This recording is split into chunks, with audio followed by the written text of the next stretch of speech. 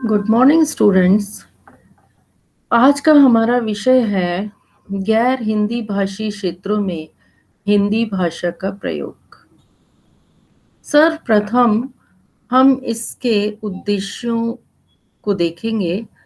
उद्देश्यों को देखते हुए छात्रों में पाठ के प्रति रुचि जागृत करना, बालकों में तथ्यात्मक सूचनाओं को रोचक ढंग से प्रस्तुत करना, सीखने की गति में सुधार करना, छात्रों को अधिक क्रियाशील बनाना, अभिरुचियों पर आशानुकूल प्रभाव डालना, तीव्र एवं मंद बुद्धि छात्रों को योग्यता अनुसार शिक्षा देना, जटिल विषयों को भी सरस रूप में प्रस्तुत करना, बालक का ध्यान अध्ययन पाठ की ओर केंद्रित करना, अमूर्त पदार्थों को मूर्त रूप देना और बालकों की निरीक्षण शक्ति का विकास करना। ये इस विषय से संबंधित उद्देश्य हमने बताए। अब अगला जो है वो इसकी प्रस्तावना से संबंधित है कि जो भारत है, भारत में विभिन्न बोलियों के रूप में लगभग 780 भाषाएं प्रचलित हैं। अब इनको 66 लिपियों के द्वारा लिखा जाता है। जो इतनी 780 जो भाषाएं हैं उन्हें 66 लिपियों के द्वारा लिखा जाता है और भारत के संविधान द्वारा 22 भाषाओं को मान्यता प्राप्त है, जिनमें जनसंख्या और क्षेत्रीय विस्तार और बोलियों की संख्या की दृष्टि से हिंदी सबसे बड़ी भाषा है। हिंदी भाषा को अधिक लोग बोलते हैं, अधिक बड़ी जनसंख्या वाले लोग बोलते हैं और अधिक क्षेत्रों में इसे बोला जाता है। तो लगभग 45 करोड़ लोग देश में हिंदी बोलते हैं।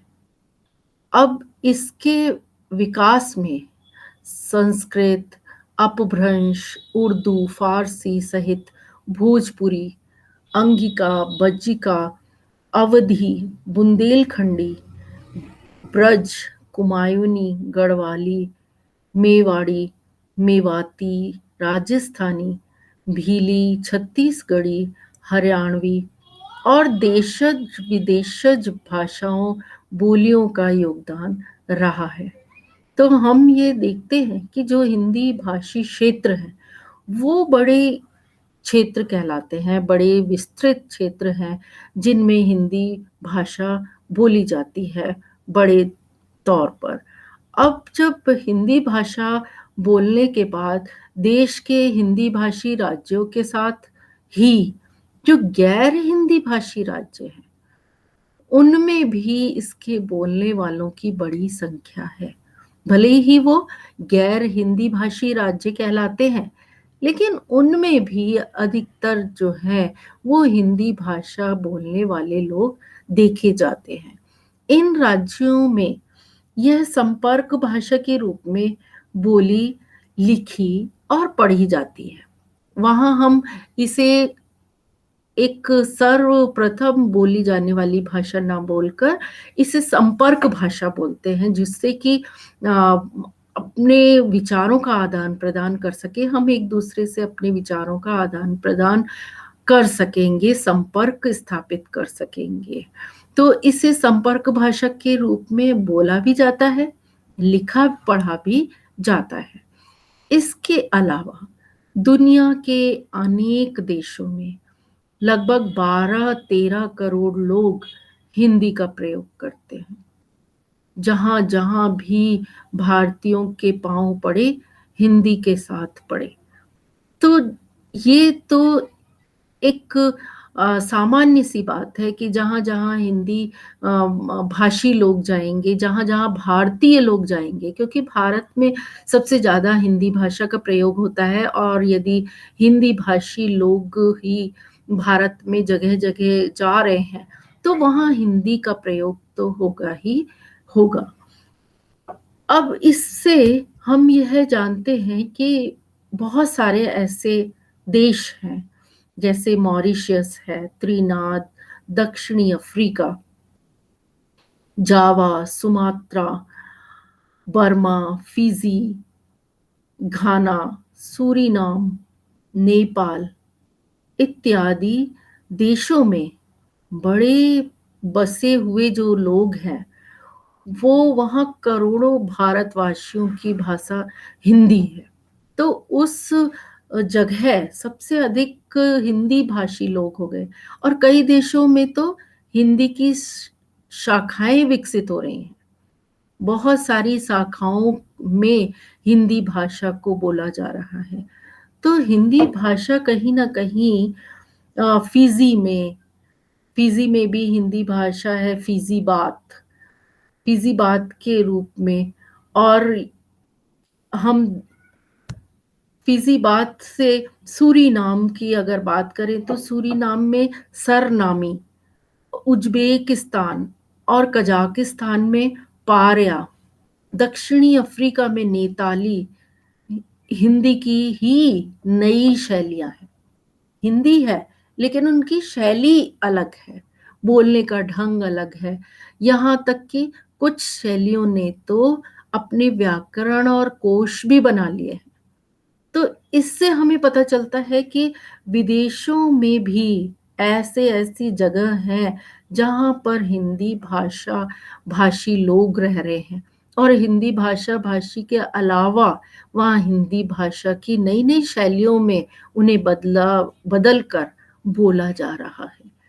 तो फिर इस तरीके से हम देखते हैं कि जब हम पहले की बात करें, स्वतंत्रता आंदोलन के समय की बात यदि करते हैं, तो स्वतंत्रता आंदोलन के समय अनेकानेक भारतीय भाषा भाषी लोग थे जिन्होंने हिंदी में काम किया। बहुत से ऐसे लोग थे जिन्होंने हिंदी में काम किया उस समय, जिस समय स्वतंत्रता आंदोलन था। तो वहाँ धार्मिक आंदोलन भी हो रहे थे, शिक्षा के प्रचार प्रसार का भी मुद्दा था, सामाजिक कार्य भी इस तरीके से चल रहे थे। तो व्यापारिक गतिविधियां भी थी, व्यापारिक गतिविधियों में भी आदान प्रदान हो रहा था, राजनीतिक कार्य भी शामिल थे उस समय। तो उसमें अनेक जैसे गुजराती हैं, मराठी है, बंगाली हैं, उड़ीसा, तमिलनाडु, मलयालम भाषी लोगों ने भी हिंदी को जी जान से चाहा और प्राणपण से इसकी सेवा की, क्योंकि इन लोगों ने भी हिंदी भाषा को उस समय प्रचार प्रसार में लाए, जिससे कि हमें बहुत सारे स्वतंत्रता आंदोलन में इन चीज़ों में हिंदी भाषा काम में आई, प्रचार प्रसार के काम में आई। फिर जब स्वतंत्रता आंदोलन के समय में वैचारिक जब आदान प्रदान करना पड़ रहा था, जब हम वैचारिक आदान प्रदान की बात करते हैं तो जनता के बीच संदेश पहुंचाने के लिए जब पत्र पत्रिकाओं का प्रकाशन शुरू किया गया, तो उस समय इस तरीके के पर्चे भी छापे जाने लगे कि कोई हमें बात इधर से उधर पहुंचानी है, तो उसमें पर्चे भी छापे जाते थे। वहाँ कोई और जनसभाओं का आयोजन करना है, उसके बारे में भी बताना होता था स्वतंत्रता आंदोलन के समय। तो उस समय इस तरीके की पत्र पत्रिकाएं, पर्चे छापना, जनसभाओं का आयोजन करना, तो सबके बीच में जो सूत्र का काम करती थी, जो बांध कर रखती थी, वो हमारी हिंदी भाषा ही होती थी। तो हिंदी भाषा से हमारे इन सभी जो चीज़ें हैं स्वतंत्रता आंदोलन के समय, वो एक स्थायी रूप रखकर हमारे सामने आती थी। देश के सभी भाषा भाषी पत्रकार, समाज सेवक, राजनेता, वकील, शिक्षक जब एक मंच पर इकट्ठा होते थे, तब उनके संवाद की जो भाषा थी, वो हिंदी ही होती थी। क्यों? क्योंकि जो अधिकतर लोग थे उस समय, तो वो हिंदी भाषा को ही अधिक समझते थे। इसलिए वहाँ जो भी संवाद की भाषा कहलाती थी, अपने विचारों को आदान-प्रदान करने की भाषा जो कहलाती थी, वो हिंदी भाषा ही थी। इन सब में गैर हिंदी भाषियों की संख्या अधिक होती थी। क्योंकि गैर हिंदी भाषी लोग अधिक होने के बावजूद भी वहाँ हिंदी भाषा में ही काम होता था। अब जब हम इससे आगे बढ़ते हैं, तो हम देखते हैं जब भी उन्हें अपनी बात राष्ट्रीय स्तर पर पहुँचानी होती थी, तब हिंदी का सहारा लेना पड़ता था। क्योंकि जब हम राष्ट्रीय स्तर पर अपनी बात को पहुँचाएँगे, तो राष्ट्र में जो भाषा सबसे अधिक चल रही है, उसी को सबसे अधिक माना जाएगा, उसी का सहारा अधिक लिया जाएगा। इसलिए उस समय के सभी शीर्ष नेतृत्व को हिंदी सीखना पड़ता था।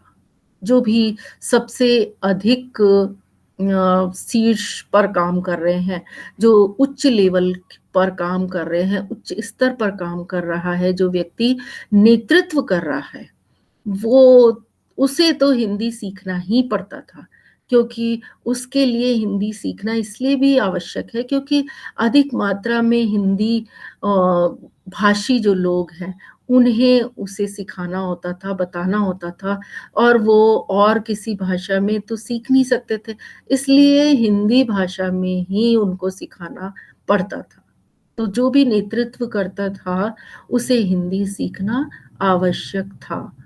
हिंदी सीखकर वे अपने कौशल में वृद्धि करने के साथ-साथ हिंदी की सेवा भी कर रहे थे। कौशल में तो वृद्धि होगी ही, अलग तरीके से उनको सिखाना है या हिंदी में उन्हें बताना है, तो उनका एक कौशल में वृद्धि करते थे कि किस तरीके से हम इन्हें सिखाएँ, कैसे हम इन्हें बताएँ। और उसके बाद उनके ऐसे पत्र-पत्रिकाएँ स्वतंत्रता आंदोलन के समय देश के गैर हिंदी भाषी क्षेत्र से निकलती थी और जिनके हिंदी परिशिष्ट भी होते थे। तो जो उस समय जो आंदोलन के समय गैर हिंदी भाषी जो क्षेत्र थे, वो भी ऐसे पत्र-पत्रिकाएँ निकालने में सहायक सिद्ध होते थे।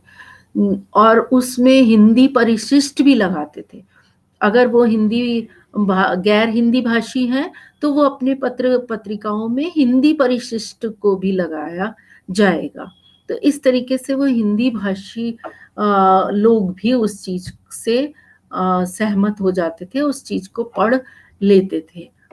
फिर मराठी भाषी जो थे, केशव वामा पेठे ने 1893 में ईस्वी में राष्ट्रीय भाषा किंवा सर्व हिंदुस्तानची एक भाषा करणे नामक पुस्तक पुणे से प्रकाशित की थी, जिसमें उन्होंने हिंदी को सर्व स्वीकृत भाषा बनाने पर जोर दिया था। उन्होंने ये कहा था कि जो हिंदी भाषा है, वो ही सबसे ज़्यादा स्वीकृत भाषा है। हिंदी भाषा पर ही सबसे ज़्यादा जोर दिया। इसी तरह अनेक महानुभावों का समर्थन, योगदान हिंदी को राष्ट्रीय भाषा की स्वीकृति, प्रचार-प्रसार और लोकप्रिय बनाने में रहा है। तो हिंदी भाषा कहीं न कहीं हमारे सबसे ज़्यादा योगदान में रही है।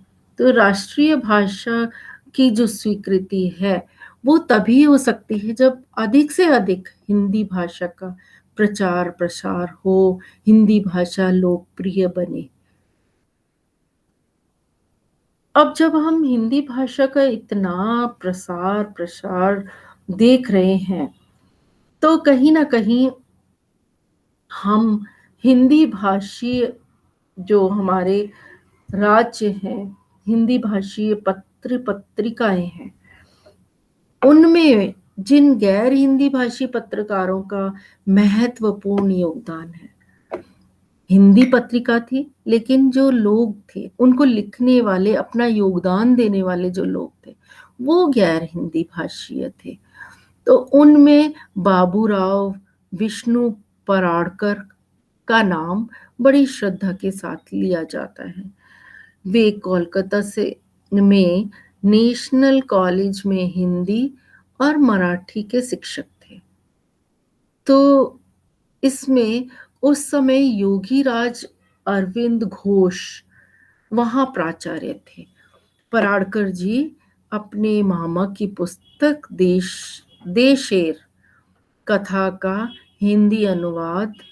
हिंदी में अनुवाद करके चर्चित हो गए। उसके बाद उन्होंने कोलकाता से ही भारत मित्र नामक पत्र हिंदी में डाला। उसके संपादक के नाते उन्हें कई बार जेल में जाना पड़ा। तो इसमें जो योगदान है वो गैर हिंदी भाषी पत्रकारों का भी हमें दिखाई देता है कि बाबूराव जो थे उनका योगदान भी बहुत अधिक हिंदी भाषी पत्र पत्रिकाओं में रहा है। और कहीं कहीं तो उन्होंने पुस्तक को हिंदी भाषा में अनुवाद भी किया है। तो इससे हम ये समझ सकते हैं कि जो हिंदी भाषा है वो कहीं ना कहीं हमारे लिए अत्यंत आवश्यक सिद्ध हो रही है, क्योंकि उन्हें गैर हिंदी भाषीय जो पत्रकार हैं वो भी अपनी भाषा में अपनी पत्रकारिता में शामिल कर रहे हैं। उसके बाद हम देखें तो हमें ये दिखाई देगा कि जो पराड़कर जी हैं उनके सहयोग से वाराणसी से हिंदी का आज दैनिक प्रकाशित हुआ।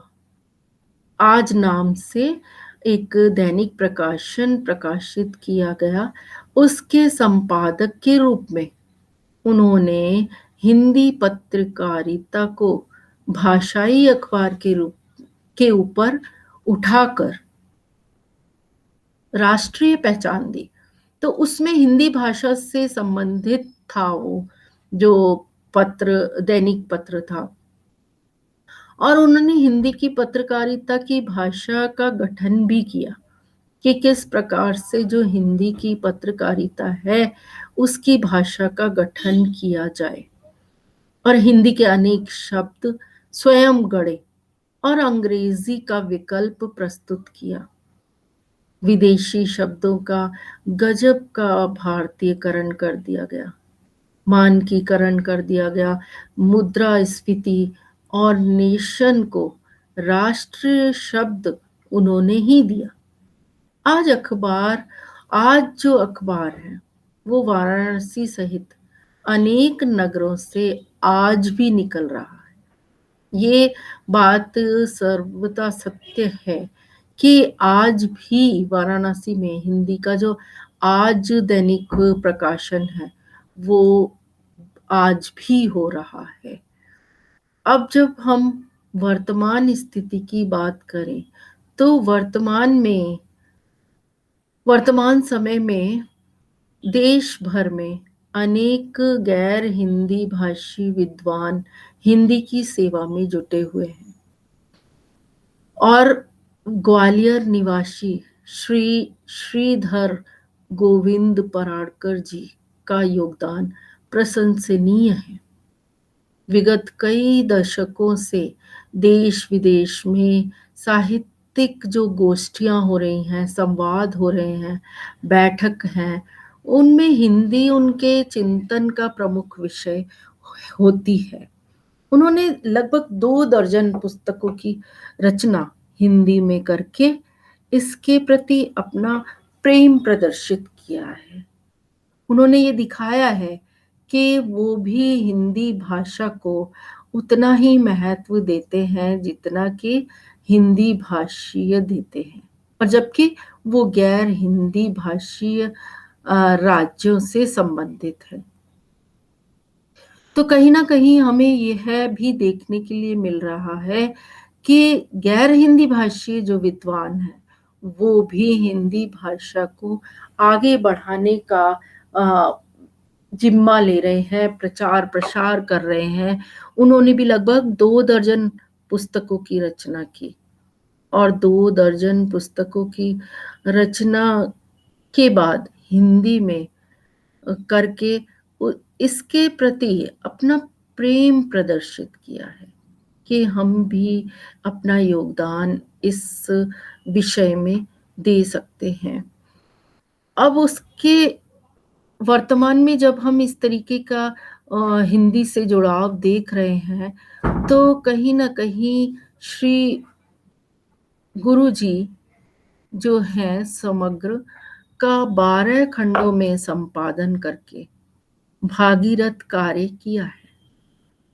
12 खंडों में उन्होंने इस चीज़ को बाँटा है। उसमें सामाजिक क्रांति की यात्रा और डॉक्टर अंबेडकर का मराठी से हिंदी में अनुवाद किया है। तो इस अनुवाद को भी उन्होंने गैर हिंदी भाषी राज्य होते हुए भी उन्होंने मराठी से हिंदी में उसे अनुवाद कर दिया और देश विदेश की यात्रा का संस्मरण, देशांतर और साहित्य संवर्धन यात्रा के रूप में हमारे सम्मुख है। उनका यह सारी रचना जो है संसार हिंदी में है, जबकि उनकी मातृभाषा मराठी है। ये एक बहुत बड़ी उपलब्धि है हिंदी भाषा के लिए कि गैर हिंदी भाषी होते हुए भी उन्होंने इतना हिंदी भाषा के लिए इतना कुछ किया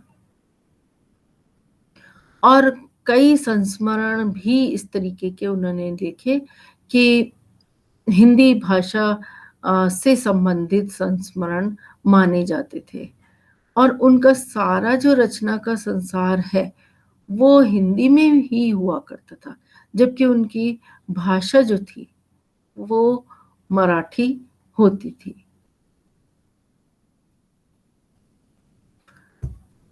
अगला,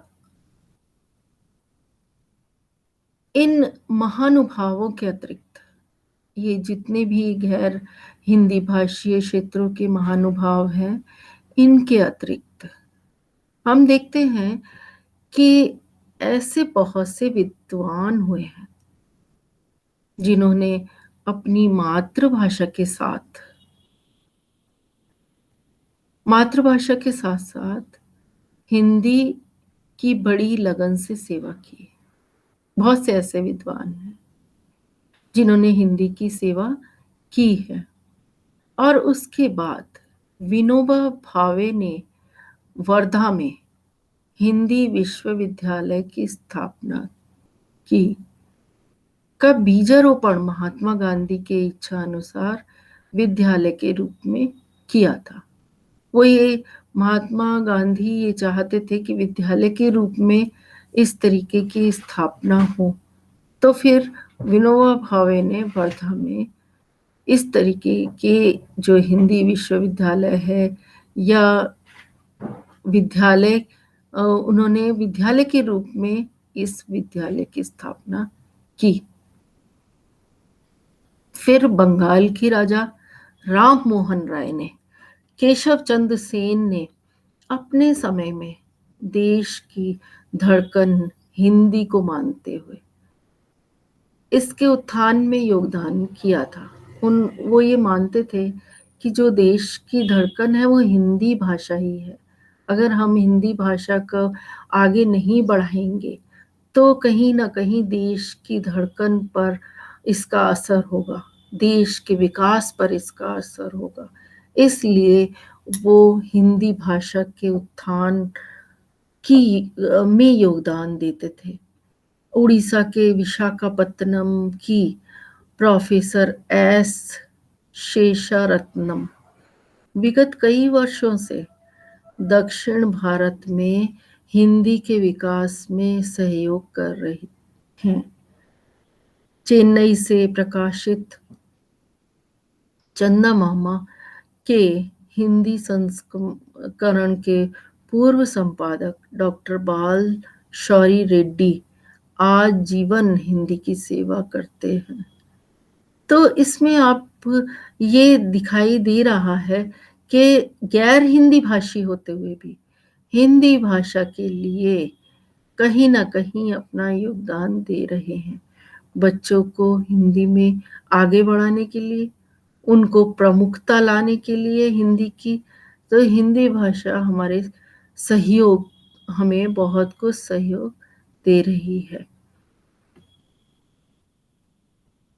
आगे तमिलनाडु में इसका काफ़ी विरोध होने के बावजूद उन्होंने हिंदी पत्रिका का न केवल संपादन जारी रखा, बल्कि हिंदी की शुरुआत, शुद्धता और उत्कृष्टता का सदैव ध्यान रखा। तो इस तरीके से जो हिंदी में शुद्धता है, उत्कृष्टता है, वो हमें ध्यान में आती है। तो इसका विरोध का कोई मतलब ही नहीं रह गया कि जब गैर हिंदी भाषी जो अ, हैं, वो हमें हिंदी पत्रिका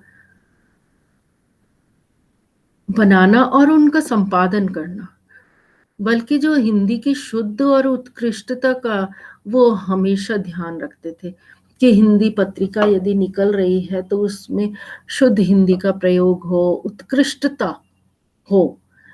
और फिर तमिलनाडु के ही डॉक्टर एन गोविंदराजन दक्षिण भारत में हिंदी के प्रचार प्रसार में अब भी अपना योगदान कर रहे हैं। पंजाबी भाषा अंग्रेजी के विद्वान डॉक्टर नरेंद्र कोहली ने साहित्य सृजन के लिए हिंदी को अपनाया। तो इस तरीके से गैर हिंदी भाषी राज्य में जो विद्वान हुए हैं उन्होंने भी इस हिंदी का प्रचार प्रसार किया है। और अब जो विद्वान हुए हैं वो भी ये देख रहे हैं कि हिंदी भाषा को भली भांति ना सीख पाए तो वो फिर बेकार ही रहेगी। अगला विषय आता है हमारे अपने जो व्यंग लेखन है।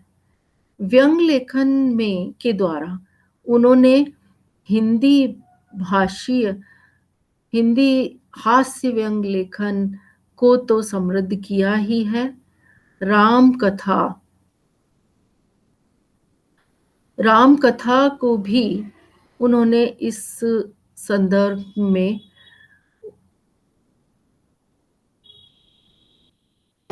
अपने व्यंग में उसको शामिल किया है।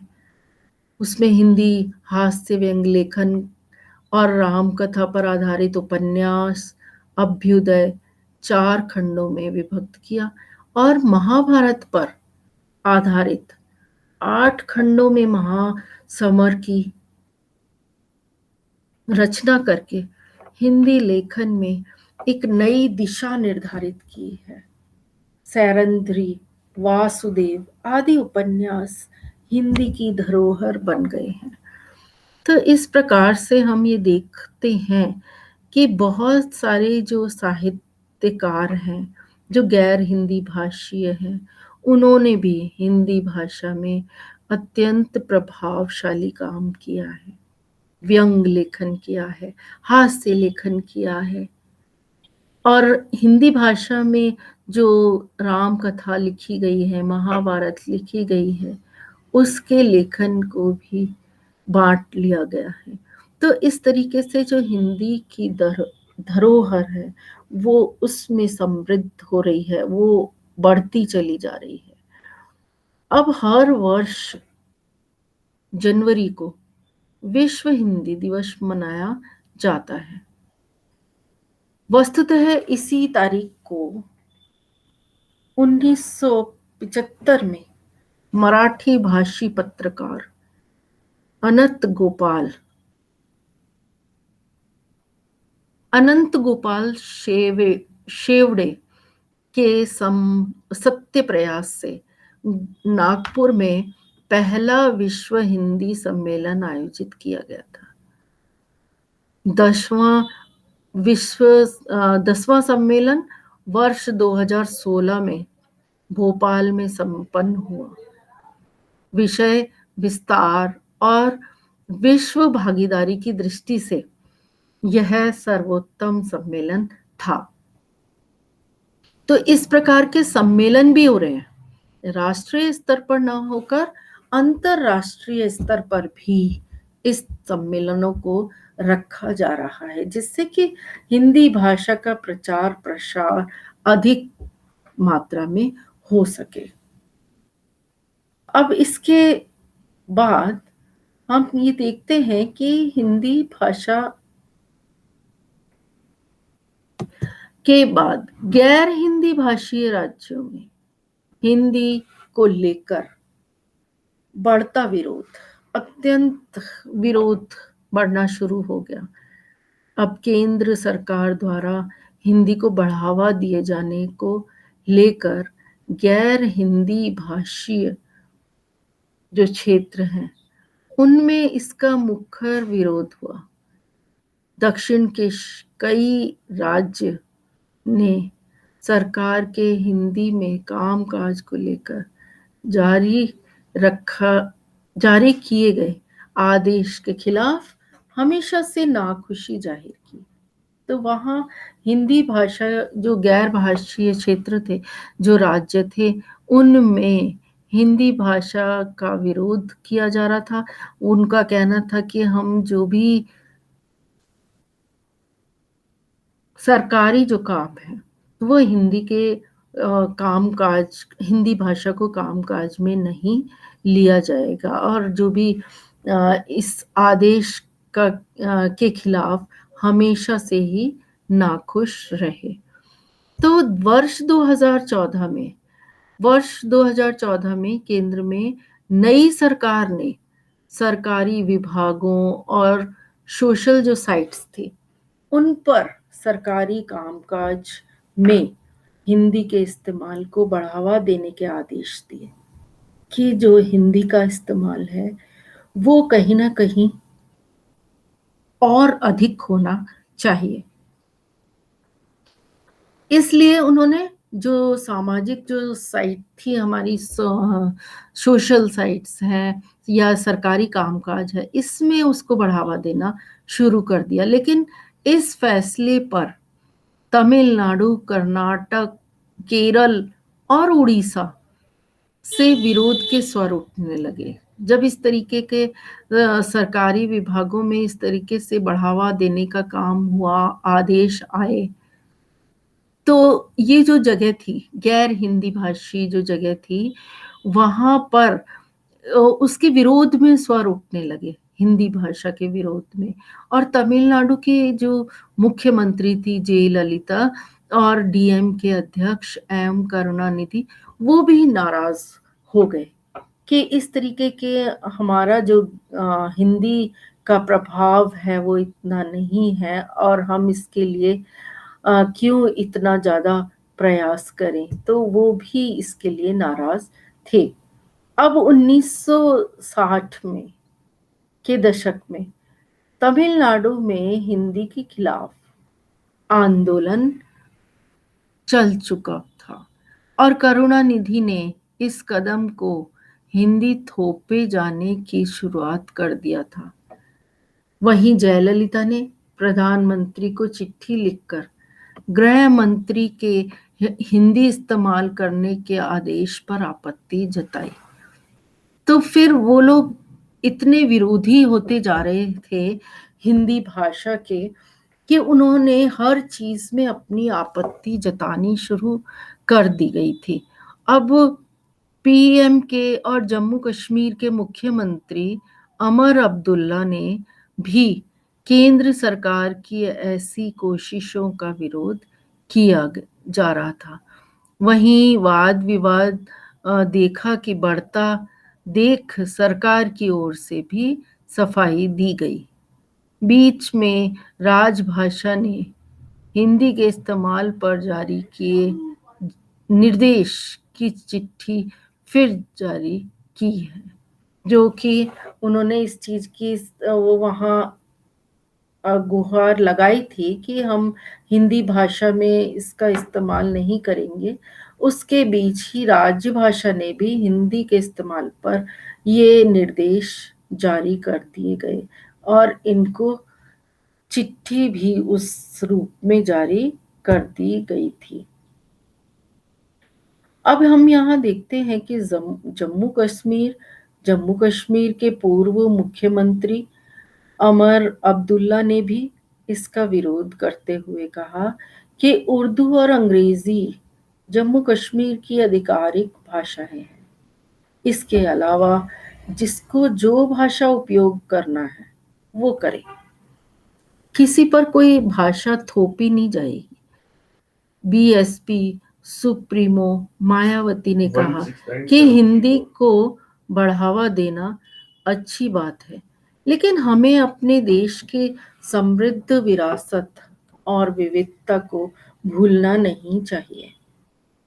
इस तरह से हमें यह जानकारी मिली कि जम्मू कश्मीर में भी इस तरीके का जो विरोध है हिंदी भाषा को लेकर वो बढ़ रहा है। तो और मायावती ने भी फिर इस बात को बोला कि ठीक है, हिंदी भाषा का प्रचार करना चाहिए, लेकिन कहीं ना कहीं हमें ये नहीं भूलना चाहिए कि हमारा जो देश है वो विविधताओं को लिए हुए है। उसमें अलग अलग विभिन्न प्रकार के भाषाओं के व्यक्ति हैं या विभिन्न तरीके की संस्कृति को समझने वाले जो व्यक्ति हैं। तो फिर हम केवल हिंदी भाषा ही क्यों काम में लें। तो ये हमें ये भूलना नहीं चाहिए कि जो हमारे और भी चीज़ें हैं विरासत में, और भी हमें चीज़ें मिली हुई हैं, विविधता भी हमारे पास है, तो इसको देखते हुए ही हमें चलना चाहिए।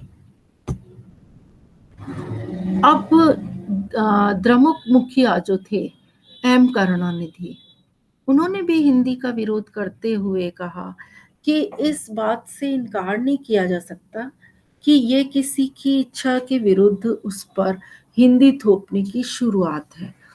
इसे गैर हिंदी भाषियों को दोयम दर्जे के नागरिक समझने की कोशिश के तौर पर देखा जाएगा। अगर हम ये कहें कि गैर हिंदी भाषा का विरोध करने से इनकार करना गलत है या इस बात से इनकार नहीं किया जाना चाहिए, तो इसके विरुद्ध में, इसकी इच्छा के विरुद्ध में हिंदी थोपने की शुरुआत की जानी चाहिए। इसे गैर हिंदी भाषियों के दोयम दर्जे के नागरिक समझने की कोशिश के तौर पर देखें, तो फिर कहीं ना कहीं हिंदी भाषा को आगे बढ़ाया जा सकता है। अब हम उत्तर पूर्व के राज्यों में भी हिंदी के विरोध को लेकर आवाजें उठती रही हैं। उत्तर पूर्वी जो राज्य हैं उनको देखते हुए, तो हालांकि केंद्र सरकार के द्वारा उत्तर पूर्व के जो राज्य हैं उनके विकास के लिए तमाम कार्य योजना लागू की गई हैं। बहुत सारे ऐसे कार्यों में योजना बनाई गई है। मणिपुर है, नागालैंड है, अरुणाचल प्रदेश जैसे राज्यों में लोगों ने हिंदी को आंशिक रूप से स्वीकार किया है। और इसकी सबसे बड़ी वजह यह थी कि देश के बड़े हिस्से में हिंदी भाषी पर्यटक इन राज्यों की ओर रुख कर रहे हैं, जिसके चलते इन्हें बड़ी तादाद में रोजगार मिला। लेकिन हिंदी स्वीकार्यता की सहमति को बड़े स्तर पर तक पहुंचाना बाकी है। यहाँ पर हम देख रहे हैं कि उत्तर पूर्वी जो राज्य हैं इनमें हिंदी आंशिक रूप से चलती है, थोड़ी थोड़ी हिंदी बोली जाती है, परंतु यहाँ इस हिंदी बोलने की भी वजह थी कि जो पर्यटक हैं, यदि हम हिंदी भाषा का प्रयोग नहीं करना सीख रहे और वहाँ पर्यटक आ रहे हैं जो कि हिंदी भाषी हैं, तो फिर वहाँ जो हम उन्हें कह सकेंगे या उनके विचार सुन सकेंगे या उनसे बात कर सकेंगे, वो हम नहीं कर पाएंगे। तो इसलिए उत्तर-पूर्व में थोड़ा-थोड़ा हिंदी का प्रयोग शुरू कर दिया गया और इसके चलते उनका रोज़गार जो था, वो भी वहाँ बना रहा कि इस रोज़गार के चलते हम कुछ राज्यों में इसका प्रयोग कर सकते हैं। लेकिन हिंदी स्वीकार्यता की सहमति को बड़े स्तर पर पहुँचाना बाकी है। हम इतने से तो कम स्तर पर ना देखकर हिंदी को एक बड़े स्तर तक पहुंचाना हमारा काम है। तो हम हिंदी का प्रचार-प्रसार अधिक मात्रा में करें। इसके 12 सत्रों में 134 विचार पत्र प्रस्तुत किए गए थे और जिनमें यह प्रमुख प्रस्ताव था कि अन्य भाषा भाषी राज्यों में हिंदी को बढ़ावा देने पर बल देने के साथ ही संयुक्त राष्ट्र संघ में हिंदी को आधिकारिक भाषा बनाने में अन्य देशों का समर्थन जुटाने के लिए भारतीय दूतावासों, मिशनों को और अधिक प्रयास करना चाहिए। वर्ष 2018 में 11वां विश्व हिंदी सम्मेलन मॉरिशस में होगा और वहीं इसका मुख्यालय भी है, जिसके भव्य भवन का शिलान्यास 2015 में प्रधानमंत्री श्री नरेंद्र मोदी ने किया।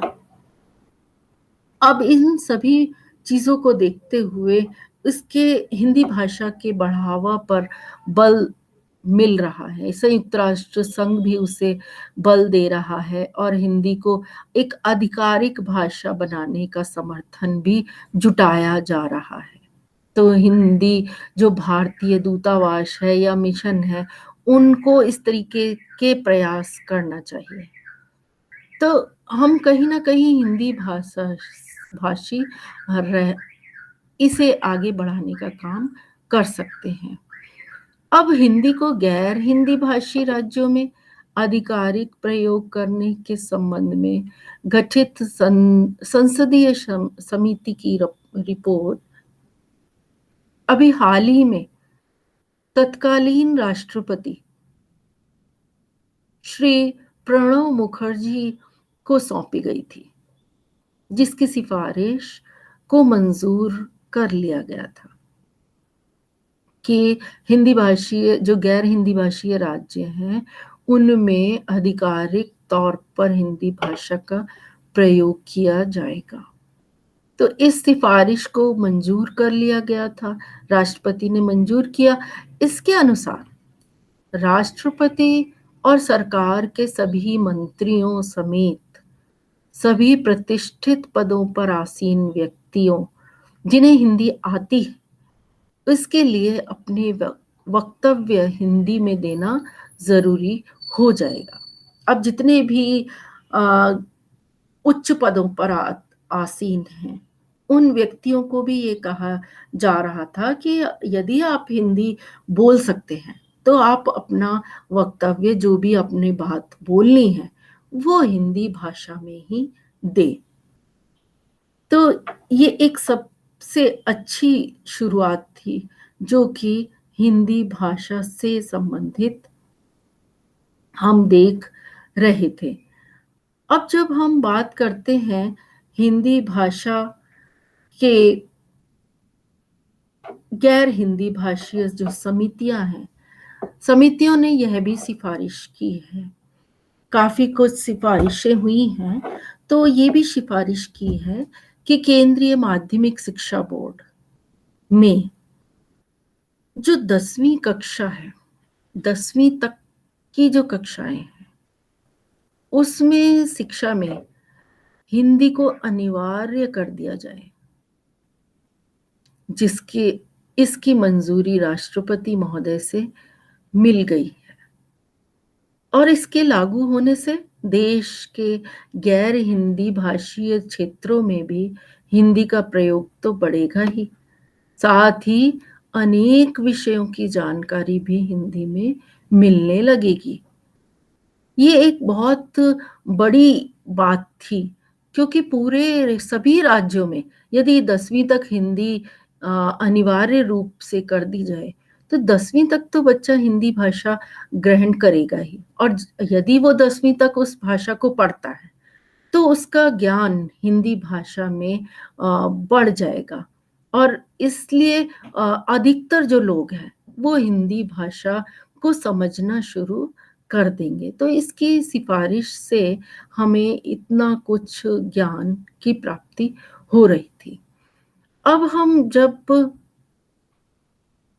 और वर्तमान समय की जब बात करते हैं, तो वर्तमान समय में सरकारी और गैर सरकारी संस्थाओं के सहयोग से हिंदी देश भर की संपर्क भाषा के रूप में प्रतिष्ठित है। अब जब हम वर्तमान समय की बात कर रहे हैं, तो अब हम ये देखते हैं कि सरकारी हो या फिर कोई गैर सरकारी संस्थान हो, उसमें जो सहयोग है, वो हिंदी जो है देश भर की संपर्क भाषा के रूप में प्रतिष्ठित है। भले ही वो बोली नहीं जाती है, लेकिन एक संपर्क भाषा के रूप में काम में आ रही है। और गैर हिंदी भाषी जो विद्वान हैं, वो अपने साहित्य में पाठकों ने इसके उत्थान के लिए, जबकि वो गैर हिंदी भाषीय विद्वान हैं, फिर भी साहित्य में, वो हिंदी साहित्य में अपना योगदान दे रहे हैं। और पाठकों के पढ़ने के लिए, उत्थान के लिए, उनके विकास के लिए, हिंदी भाषा को बढ़ावा देने के लिए उसका प्रचार-प्रसार कर रहे हैं। तो उसकी स्वीकृति से उसको बड़ा योगदान मिल रहा है। वह प्रशंसनीय और अनुकरणीय है। जहाँ तक हो, हम ये कह सकते हैं कि उसकी प्रशंसा करनी चाहिए या अनुकरण उसका करना चाहिए, जो भी व्यक्ति इस चीज़ को कर रहा है।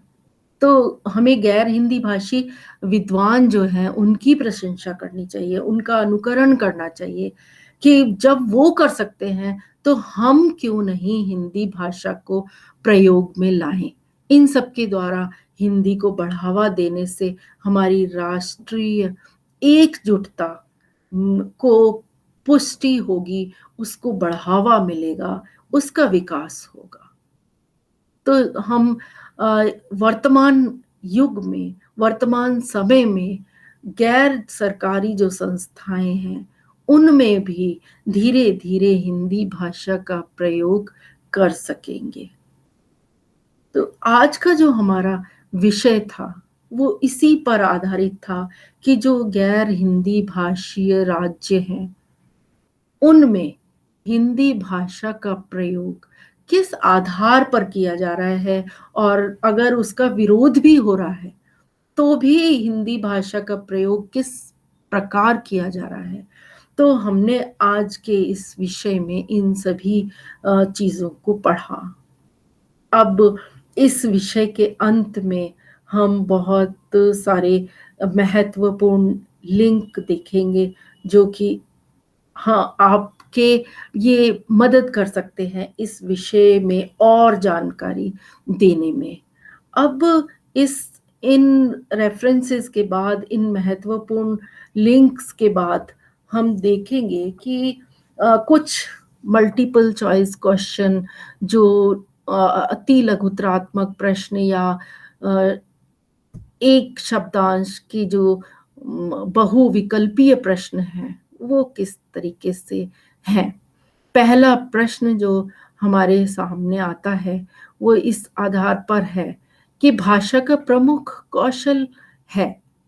भाषा का प्रमुख कौशल क्या है? लिखना है, पढ़ना है, बोलना है या सभी? तो हम ये देखते हैं कि भाषा का प्रमुख कौशल उपरोक्त सभी है। लिखना भी है, पढ़ना भी है, बोलना भी है। तो इसलिए भाषा का जो प्रमुख कौशल है, वो सभी प्रकार से है। अब हम जब भाषा का संबंध अगला प्रश्न है, भाषा का संबंध होता है किससे है?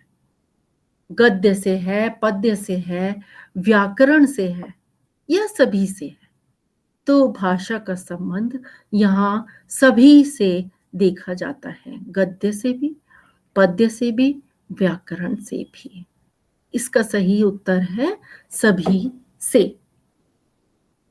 अगला प्रश्न आपकी स्क्रीन पर, भाषा का मुख्य रूप होता है।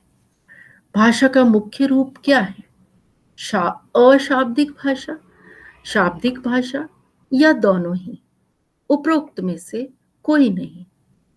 तो हिंदी भाषा का मुख्य रूप है दोनों ही, शाब्दिक भाषा भी और अशाब्दिक भाषा भी।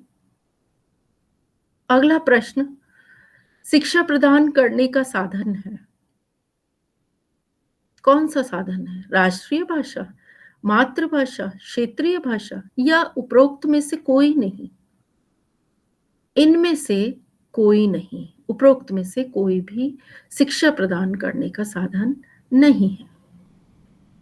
अब अगला प्रश्न है, भाषा को मानते हैं, एक कला मानते हैं, एक विज्ञान मानते हैं, दोनों ही मानते हैं या उपरोक्त में से कोई नहीं? यहां इसका उत्तर होगा दोनों ही, अर्थात भाषा को एक कला भी माना जाता है और एक विज्ञान भी माना जाता है। अगला प्रश्न है, मातृभाषा का अर्थ है, मातृभाषा का अर्थ क्या है? परिवार की भाषा, माता की भाषा, पिता की भाषा या उपरोक्त सभी? अगर हम देखें तो यहाँ सही उत्तर है उपरोक्त सभी। अगला प्रश्न, मातृभाषा का मुख्य उद्देश्य है, मानसिक विकास, शारीरिक विकास, बौद्धिक विकास या उपयुक्त सभी? तो मातृभाषा का मुख्य उद्देश्य, सही उत्तर है उपयुक्त सभी। यानी मातृभाषा का मुख्य उद्देश्य मानसिक विकास भी है, शारीरिक विकास भी है और बौद्धिक विकास भी है। अगला प्रश्न है, हिंदी किस भाषा परिवार की भाषा है? भारोपीय, द्रविड़, ऑस्ट्रिक, चीन तिब्बती?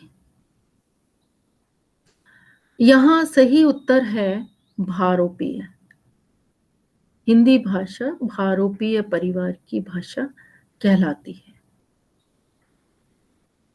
अगला प्रश्न है, भारत में सबसे अधिक बोली जाने वाली भाषा कौन सी है? हिंदी, संस्कृत, तमिल, उर्दू? यहां इसका उत्तर हुआ हिंदी भाषा।